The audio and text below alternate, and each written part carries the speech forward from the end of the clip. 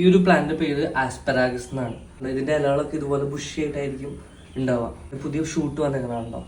ബാക്കില് ഒരു white background ഒക്കെ വന്നുകൊണ്ട് ഇത് ഭയങ്കര എലഗന്റ്, ആ ഒരു റിച്ച് ലുക്ക് അല്ലേ, പെട്ടെന്ന് കോൺട്രാസ്റ്റ് ചെയ്ത് കാണിക്കുന്നില്ലേ ഈ ഒരു ഗ്രീൻ കളർ. അന്ന് കാണാണ്ടിരിക്കാൻ വേണ്ടിയിട്ട് ഞാൻ ലീക്ക ബോൾസ് ആണ് ഇട്ട് കൊടുത്തിരിക്കുന്നത്. കണ്ടോ, ഇത് ഫിലോഡോണ്ടന്റെ ഒരു വെറൈറ്റി ആണ്. ക്രീപ്പർ അല്ല എന്ന് വെച്ചാൽ പടർന്നു കയറത്തില്ല, പക്ഷെ ഇതുപോലെ ബുഷി ആയിട്ട് എപ്പോഴും നിൽക്കുന്ന ഒരു ഇൻഡോർ പ്ലാന്റ് ആണ്, അല്ലെങ്കിൽ ഷെയ്ഡ് ലവിങ് പ്ലാന്റ് ആണ്. സിറ്റ് ഔട്ടിലൊക്കെ വെക്കാൻ പറ്റുന്ന ഒരു പ്ലാന്റ്. ഒരു വൈറ്റ് പോട്ട് ഇതുപോലെ ഉള്ളത് വെക്കുകയാണെന്നുണ്ടെങ്കിൽ നല്ല ആംബിയൻസിലും നല്ല റിച്ച് ലുക്കിലും കാണാനായിട്ടുണ്ടാവും. ഇത് സോയില് നനവുണ്ടോയെന്ന് നോക്കും.